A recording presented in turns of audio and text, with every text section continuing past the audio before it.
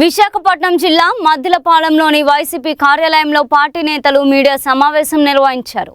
DSC నియామకాల్లో అక్రమాలు జరిగాయని YCP జిల్లా అధికార ప్రతినిధి బిఎస్ కృష్ణ ఆరోపించారు. ఎలాంటి తప్పులు జరగలేదంటే స్వతంత్ర న్యాయ విచారణకు ప్రభుత్వం సిద్ధపడాలని డిమాండ్ చేశారు. నిరుద్యోగులు విద్యార్థుల తరఫున చేపడుతున్న నిరసనలను అణిచివేస్తున్నారని ఆరోపించారు. పోలీస్ వ్యవస్థను ఉపయోగించి శాంతియుత కార్యక్రమాలను అడ్డుకుంటున్నారని విమర్శించారు. సూపర్ 6 హామీల అమలుపైన ప్రభుత్వాన్ని ప్రశ్నించారు. రాజమండ్రిలో వైద్యుడి అనుమానాస్పద మృతిపై పారదర్శక విచారణ జరపాలని కోరారు. డిఎస్సి అంశంపై న్యాయ విచారణ జరపకపోతే ఉద్యమాన్ని తీవ్రతరం చేస్తామని హెచ్చరించారు. న్యాయమైన సమస్యల కోసం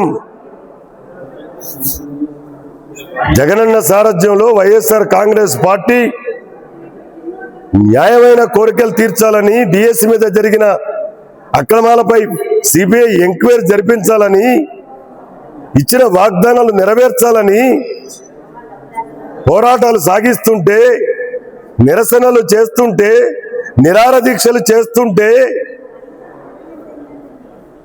శాసనసభ్యులతో గూండాయిజం చేయిస్తూ, పోలీస్ డిపార్ట్మెంట్తో పోలీస్ వాళ్ళతో ఉక్కుపాదం మోపిస్తూ ఈ రాష్ట్రంలో ప్రజాస్వామ్యాన్ని కూని చేస్తున్నటువంటి ఈ రాష్ట్ర ప్రభుత్వానికి నేను వినయపూర్వక విజ్ఞప్తి చేస్తున్నా. మీరు అనుసరిస్తున్న విధానం ఇది ప్రజాస్వామ్యబద్ధంగా లేదండి. మీ ఆలోచన విధానం ప్రజాస్వామ్యాన్ని తుంగలో తొక్కేసి మీరు వ్యవహరిస్తున్న తీరు ఇవాళ బాగలేదు గౌరవ ముఖ్యమంత్రి గారని చెప్పి మీకు తెలియజేస్తా ఉన్నా. పొగాకు రైతుల్ని, ఆక్వా రైతుల్ని, విద్యార్థి లోకాన్ని, యువజనుల్ని,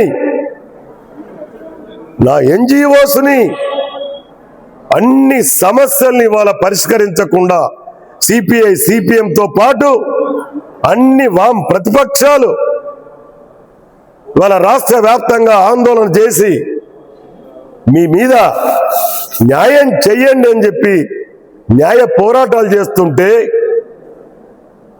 గూండాయిజంతో పోలీస్ బలంతో అనగదొక్కాలని చూస్తున్నారు గౌరవ ముఖ్యమంత్రి గారు. ప్రజాస్వామ్య దేశంలో ఇది మంచి పోకడ కాదు, ఇది మీకు శుభం కాదు అని చెప్పి కూడా తెలియజేస్తా ఉన్నా. ఎస్, మా జగనన్న డిమాండ్ చేసినట్టుగా సిబిఐ ఎంక్వైరీ చేయండి. లోకేష్ బాబు గారు నిప్పని మీకు తెలుసు కదా, తప్పు చేయలేదని మీకు తెలుసు కదా. తప్పు చేయని లోకేష్ గారు నిప్పని మీకు తెలిసినప్పుడు సిబిఐ ఎంక్వైరీకి ఎందుకు భయపడుతున్నారు? తప్పు జరిగిందనా? అంతే అనుకుంటున్నారు కదా. మా డిమాండ్లో, మా జగనన్న డిమాండ్లో న్యాయం, ధర్మం ఉంది కదా. ధర్మం అడిగినా తప్పేనా? న్యాయం అడిగినా తప్పేనా?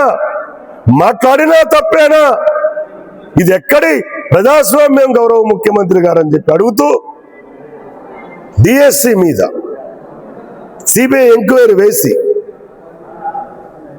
లోకేష్ గారిని విద్యాశాఖ మంత్రిగా రాజీనామా చేయించి మీ చిత్తశుద్ధిని నిరూపించుకోవాల్సిందిగా ఈ వేదిక ద్వారా మీకు తెలియజేస్తూ డిమాండ్ చేస్తున్నాను ఆల్ఫా కృష్ణగా.